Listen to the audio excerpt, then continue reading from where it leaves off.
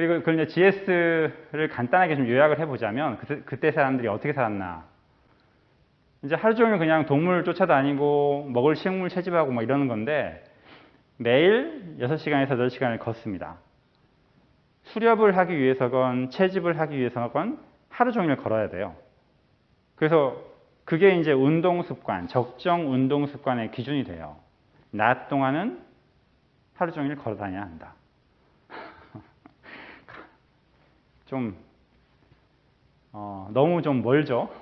기껏해야 우리 지금 뭐 하루에 1~2시간 걷고 이러실 건데 걷는 걸로 내가 운동을 하겠다 하면은 이제 기준은 하루 6시간 이상 정도 생각하셔야 확실하게 건강을 담보받을 수가 있어요. 그리고 자연물 음식만 섭취하고 이건 지금 뭐가 문제가 되겠어요? 지금 다들 가공식품이 너무 늘어나가지고 그거 하나 끊는 게 일당백이 됩니다. 음식에서는. 그래서 그 자연물 음식 이걸 강조한 뭐 니시요법, 거순요법 하나같이 다 채소 많이 먹어라 이런 얘기 하잖아요.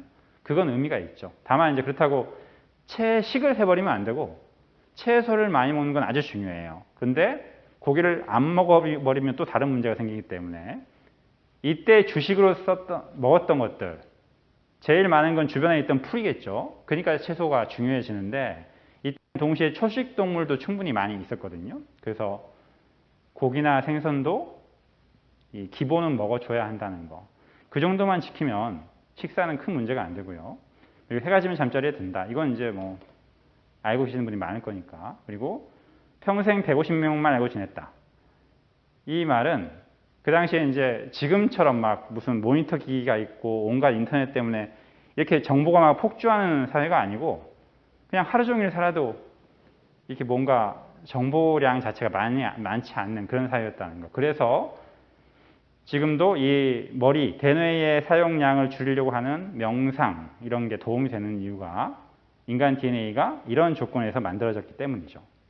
여튼 대충 이제 이렇게 요약을 해볼 수가 있고요. 근데 지금 사람들은 하루 종일 앉아서 생활을 하고 가공식품, 정크푸드 이런 게 갈수록 증가하고 있고 특히 서양에서 이게 심하죠.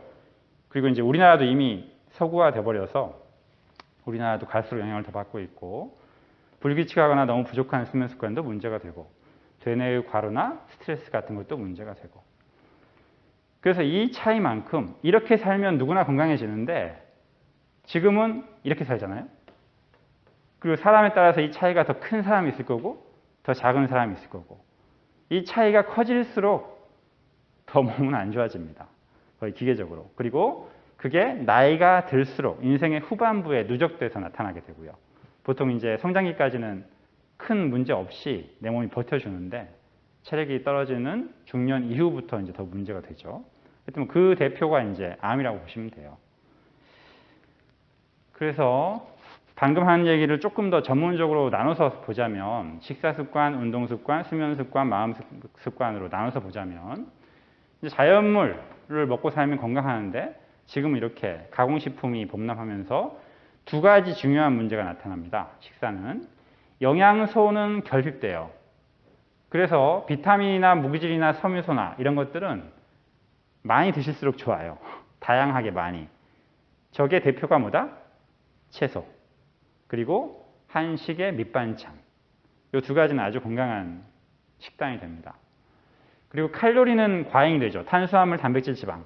그래서 뭐 고기다, 뭐 현미다, 백미다, 뭐 빵이다 이런 것들은 종류가 중요한 게 아니고 양을 절제를 하잖아요. 양을. 현미, 백미 이런 거 따질 필요는 크게 없고 자기 마음에 먹는 거 드시되 총량이 너무 많지 않게. 이거 두 가지를 한꺼번에 하려면 탄단지는 줄이고 비무섬은 충분하게 하려면 채소를 많이 먹고 주식, 빵이나 고기나 이런 것들은 조금 먹고 하면 대부분 다 풀립니다. 거기에 이제 한식 밑반찬까지 추가되면 아주 훌륭하게 풀리죠. 식사, 그 다음 운동. 그리고 제일 문제가 되는 게 운동이에요. 기준이 이제 워낙 턱없이 높기 때문에 거의 낮 시간 동안 하루 종일 걸어 다녀야 되는데 지금 우리는 좌식 생활 해버리니까 이거 하나가 일당백이 됩니다. 이 운동 습관의 갭이 아까 말씀드린 저체온, 저산소, 고혈당 세 가지 다의 직접적인 원인이 되어버려요. 이제 그 중에 고혈당은 탄단지 과잉도 영향을 미치긴 하는데 그 뿌리가 운동 부족에 깔려 있죠. 이건 이제 오늘 좀 자세히 얘기를 할 거고요. 뭐 수면은 너무 쉬워서 넘어가겠습니다. 그리고 마음도 요즘은 너무 내 머리를 쓸 일이 너무 많죠. 너무 하여튼 정보량이 폭주해가지고 그거 하나 일당백이라서 이 차이만큼 이제 몸이 나빠진다는 뜻이에요.